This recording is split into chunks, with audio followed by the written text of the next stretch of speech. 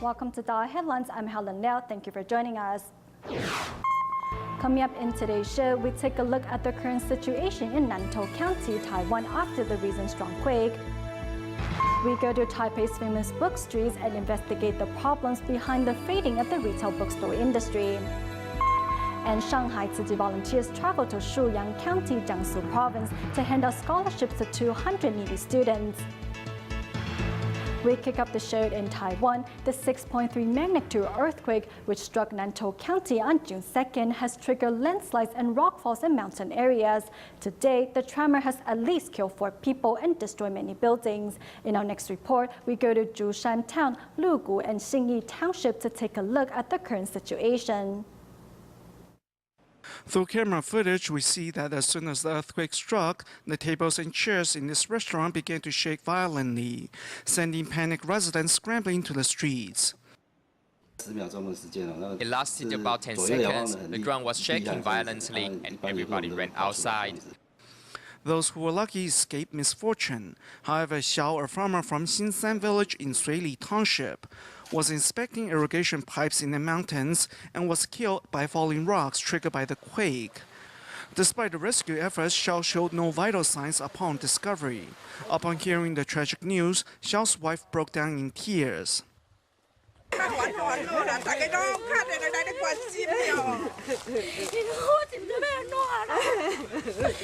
Other injuries included 4 who were fishing at the Ruilong waterfall in Zhusan when the earthquake struck, with the falling rock killing 1. Rescue workers found the man's body beneath the rock the next day, by which time he was showing no signs of life.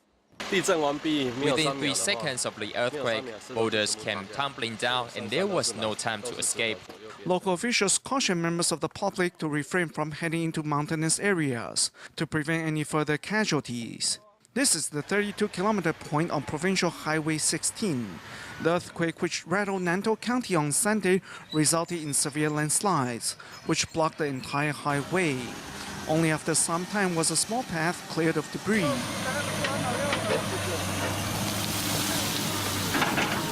The pathway serves as a temporary passage for rescue workers.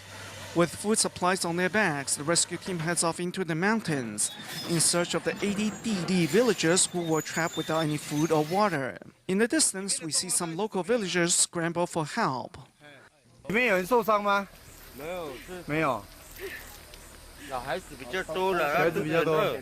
The sudden earthquake also brought devastation to Xingyi Township's columbarium, where 20 incinerating urns were jolted to the ground from the tremor. Upon receiving the news, family members rushed to the scene and were left helpless at what they saw. The 3 urns were all mixed together. We can't tell whose is who. Meanwhile, further past the Fenghuanggu Bird and Ecology Park, landslides have turned the Qinshui Creek into a quake lake.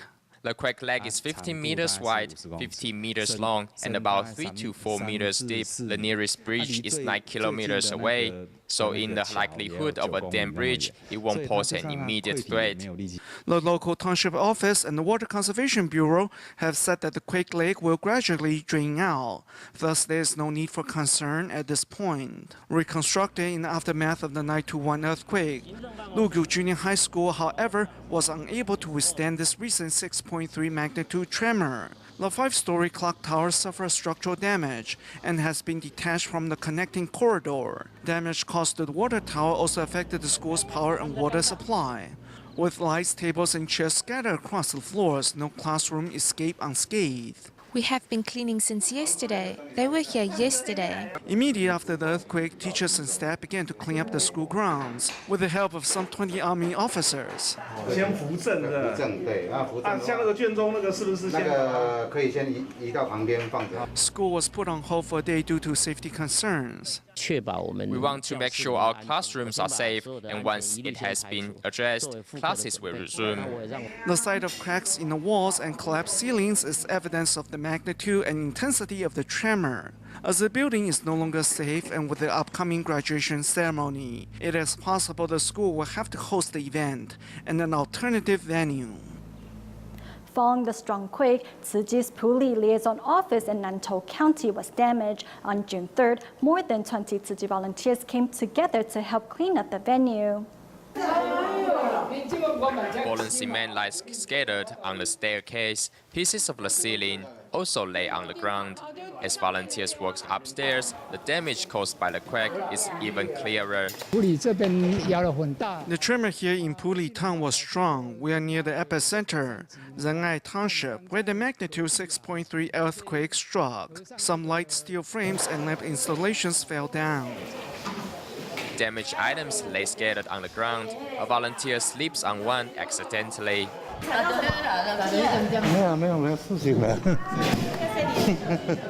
Here at the Puli Liaison Office, over 20 volunteers work together to clean up the venue.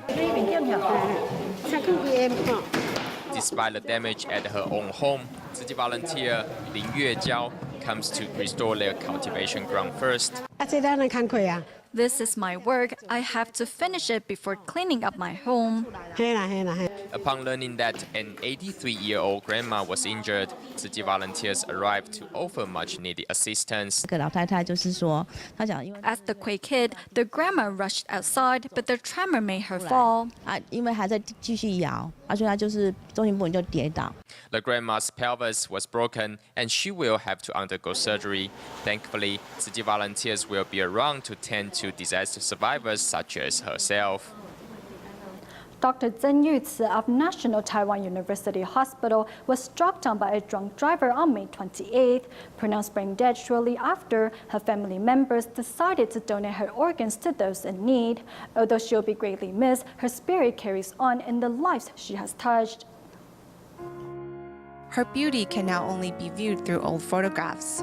In her college roommate's eyes,曾御慈, former doctor at National Taiwan University Hospital, was known for being good-natured, able to work well under pressure, and someone that looked out for her fellow classmates. She always took care of those around her. She only had one goal. Her happiness came from others being happy. She could not stand seeing suffering or sadness in others. If she could help, she would always help. Zhen attended Hualien's Tzu Chi University, majoring in medicine, and her love for the subject was clear from early on. She chose to specialize in the field of rare infectious disease and long-term care for HIV/AIDS patients. In college, a professor asked us if we would be willing to care for an HIV/AIDS patient. Most of us were scared and hesitated, but Yuzi was not like that. She simply wanted to help people. After graduation, Zhen chose to do her residency at NTU Hospital, where her dedication to the job was more than commendable. We had to report to the hospital on the 1st of July, but our exam was at the end of July. So for a recent graduate, it was a rather difficult time, as we had pressures at work and had to study at the same time. For Zhen's loved ones, the decision to donate all available organs was difficult, but they wanted to fulfill her wish to help as many people as possible. I think Yuzi would have wanted to continue to help people. Her family's heart and mind should be at ease in knowing this was what she wanted to do at the end of her life. Although what is left of the good-natured doctor are now only photographs and memories, her passing was not in vain. If you weren't involved in a drunk driving accident, then society would not have taken notice of this issue, so your loss of life was not pointless. Also, because you donated your organs, it has raised awareness of this topic in the public eye. Dr. Zhen Yuzi's death brought tears and sorrow to her loved ones, but her selfless organ donation has brought hope and happiness to many in need.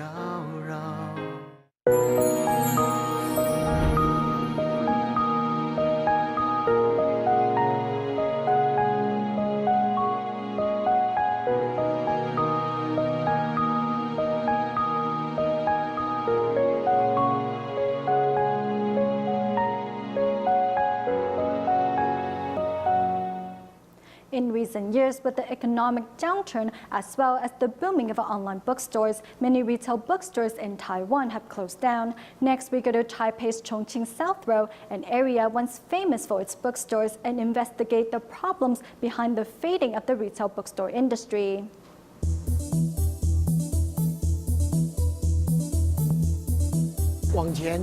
The store around the corner on Yuanlin Street is an American restaurant. In the past, this building was called the Zhonghua Building, and the Zhonghua Bookstore was located in it. Over there is Dazhongguo Publishing Company, and next to it is a securities firm. The Guangdong Bookstore used to be here. Taipei's Chongqing South Road is well known for its bookstores. In its glory days, this area once had more than 100 book publishing companies and bookstores, but now there are less than half of that number. Many bookstore sellers told me that from January till now, sales have gone down by 20 to 30%. The refund rate has increased by 20 to 30%. If publishing companies are not doing well, likewise, retail bookstores will not do well either. Inside this bookstore, customers are nowhere to be seen. To continue the business and earn extra cash, the front of this bookstore has transformed into a bakery. In fact, this store will soon be out of business as this place will be transformed into a restaurant. If there are 10 free spaces, 7 will be turned into restaurants. Of the 3 stores left, 2 will be renovated into hotels, and the last one will be used for other purposes. As the profit made from selling food is at least double than that of selling books, Chongqing South Road has transformed from a well-known book street to one that is filled with restaurants. To survive, the bookstores that remain are adding side businesses, such as cafes where offering specialty books. This is specialty bookstore owner Huang Chenye, who has moved his bookstore to the 3rd floor to save on rent. Inside his store, most of the area has been turned into a coffee shop, and selling books is now a side business. To survive, Huang has turned his bookstore into one specializing in Japanese books, and his business has now stabilized. Currently, many bookstores on Chongqing South Road have transformed into specialty bookstore. As they note, finding the right niche market is the key to survival. There are so many book publishing companies and books. Many people tend to purchase books from the internet, but there are still many that like to browse through bookstores. Nowadays, only specialty bookstores can attract customers. A downturn in Taiwan's economy and the rise of online bookstores have put many booksellers out of business. This problem is not only seen on Taipei's Chongqing South Road, but also on Guling Street, which was also once famous for its bookstores. I feel very lonely. In the past, every weekend you would see crowds of people in this area. If you take a look around here, you don't see many bookstores left. Many bookstores have closed down. Whether it is Chongqing South Road or Guling Street, the reality is that the golden era of book streets has passed. This does mean that Taiwanese are reading less, or their reading habits are not the same anymore. Although there is no definite answer to these questions, it is obvious that online bookstore and e-books will succumb to dominant retail bookstore industry. I think in the future, retail bookstores will go out of business one by one and fade away just like other sunset industries. In Indonesia, Tzu Chi volunteers held an exhibition at a local mall in Tangerang, Batam province to introduce Jiangsu publications and products to members of the public. Volunteers also display eco-friendly products to raise awareness of the importance of protecting the planet. Here in a hall inside a shopping mall, Tangerang Tzu Chi volunteers have set up an exhibition booth with the aim of introducing the Tzu Chi Foundation to passers-by, with the environmental conservation area being the most popular. We manufacture many items which produce waste, and this waste causes pollution. I think it's great and much needed that Tzu Chi volunteers recycle and reuse items. Although over 80% of residents in Indonesia are Muslim, the Chinese population here is mainly Buddhist. Thus, this year, volunteers decided to hold a Buddha Day ceremony at a local shopping mall, hoping to attract more bodhisattvas. This is the first time we have held a Buddha Day ceremony outside of our venue. This event is to let the public know that there are still places to attend Buddha Day ceremonies, and we also hope to seek like-minded people to join our ranks. Volunteers also invited Nurul Iman Islamic boarding school students to perform a sign language song signifying love and care is universal.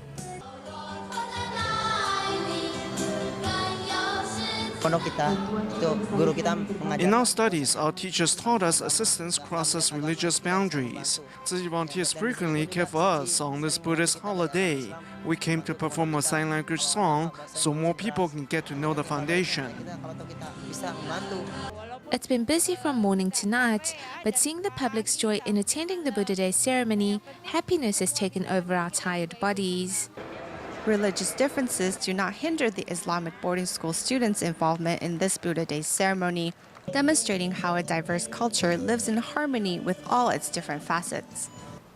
The massive flooding that occurred in Jakarta earlier this year caused devastation to many regions. With Indonesia's Navy supplying rafts and amphibious vehicles, Tzu Chi volunteers were able to carry out aid distribution successfully.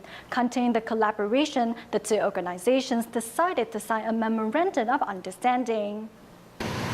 Earlier this year, floodwaters devastated Jakarta, Indonesia. In Pluit district, roads became streams. Tzu Chi volunteers were on site every day to hand out hot meals and conduct free clinics. Indonesia's Navy were also on hand to provide rafts and amphibious vehicles. When we arrived at the disaster zone, Tzu Chi volunteers have already set up an emergency station, and we immediately started working with Tzu Chi. The positive partnership has paved the way for a memorandum of understanding between the Indonesian Navy and Tzu Chi, which details emergency response, environmental protection, and free clinics. Some Navy officers have also started raising money for Tzu Chi and become Tzu Chi members. We have a lot of confidence in the Tzu Chi Foundation, as they are a service-oriented organization. They cared about members of the public and provide aid in the aftermath of disasters. I hope more people will get to know Tzu Chi, and volunteers and members will also increase, so the suffering of the poor can be alleviated. While teaching the rich to help the poor, Tzu Chi volunteers in Indonesia have gained a valuable partner.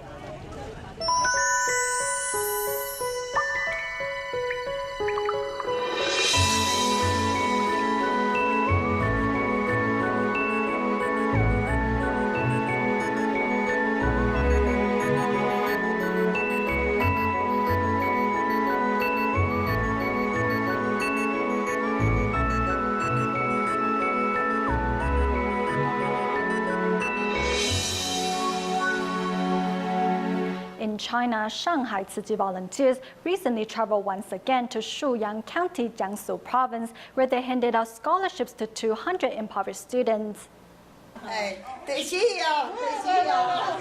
For this grandmother who single-handedly cares for her sick son and young granddaughter, the scholarship aid that the volunteers bring is like a gift from heaven. Full of happiness, the grandmother breaks out in song. Twice a year, Shanghai Tzu Chi volunteers will drive 6 hours to Shuyang, where they deliver hope and love to needy students and their families. Students of Zhengde Middle School, at the site of the distribution, also did their best to help wherever needed.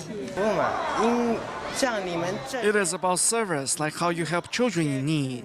Therefore, we ourselves should give without the expectation of reward. It has been tiring for sure, but that's no big deal. Being busy for a whole day actually has a lot of good points and has been a chance to learn a lot. This time around, volunteers bring aid for 200 students, giving them the chance to study free of financial worries. In addition to monetary aid, volunteers also bring life teachings through Jin's aphorisms. I have wanted to say sorry for ages, but I could never get myself to do it.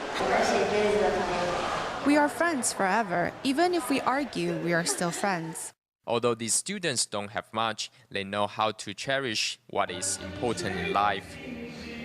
Established by the Caotun Psychiatric Center, Jialao Villa in Taiwan's Nantou is the first rehabilitation community in the country that helps drug addicts recover without using medication.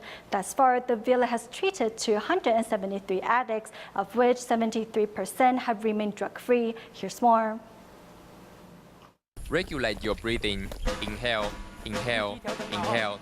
Exhale, exhale, exhale. Go, go, go. Each of the self-portraits, no matter how big or small, has a different meaning. 1、2、3、4、5、6、7、8。各位要用心打，我们家有的爱心便当。I used ketamine for 3 years. I've lived here for 9 months now. 吸毒的自己跟现在的自己。 Do I want to be who I was when I used drugs, or be the person I am now? I often ask myself, which life do you want? Most of them are here because of referrals via district attorneys or district courts from all over Taiwan. We also accept those who check themselves involuntarily. As they live here for an extended period of time, we call them residents. What these drug addicts have in common is that they live an irregular life where their day was night. After coming here, we enroll them in our programs and help them re-establish regularity to their life. Severing their ties to drugs without medication but through rigid living, at Shuyang Villa in Taiwan's Nantou, residents study, clean and make meals together. 我在家里的事情。 At home, my mom and dad take care of everything. Here, I have to do everything myself. Sometimes I get frustrated and become very impatient. 会觉得很不耐烦。 To help residents cope with their frustration, both one-on-one counseling and creative art therapy are offered. Today's theme is self-portraits. Come, everyone. Imagine if you are to make a painting of yourself, what will it look like? During the process, they're encouraged to compose freely and let their creativity run wild. This helps them find emotional release and raises their self-awareness. Repenting their past through accepting a healthier lifestyle, residents keep a diary to document their progress. 18-year-old Anne, who started using ketamine in junior high, has now been here for 9 months. 放假回去的时候， When I go home on vacations, I will run into my old gang, who will try to tempt me by offering me drugs. I turn them down because I don't want to fail, just because I can't resist the temptation. 就是因为一次的经不起诱惑，就这样子失败了。 However, the first 3 months at the villa are the most difficult, as this is when the withdrawal symptoms are at their worst. When I get a craving, it feels like ants are biting all over my body. The pain is just unbearable. I will also have trouble sleeping at night. I will just lie there tossing and turning, unable to fall asleep. 在这边的治疗， While undergoing therapy here, peer pressure plays a key role. By supporting and encouraging each other, they will be able to follow through. Running a marathon is also a part of therapy, as the sport helps discipline both the mind and the body. Pay attention to your breathing. Make sure you are pacing yourself. Alright, come on, keep it up. In rebuilding their lives, residents also need to develop new job skills through career training. 饭就是不能压它，要松松的。大家好。好久不见。 37-year-old Hong was a former resident of the villa. Discharged over a year ago, he still returns regularly to check on everyone. 我学习了。 I have learned to control my urge and will no longer let drugs undermine my life. I want them to know that if I can do it, so can they. If you have the heart, you will succeed, is the villa's motto. Residents check in to check out, and once out, they hope they will never come into contact with drugs again. We go to the United States at the end of the show. Tzu Chi volunteers in both Texas and California held gratitude banquets to thank teachers and students for their endless support. We will leave you with these images. Thank you for tuning in. Goodbye.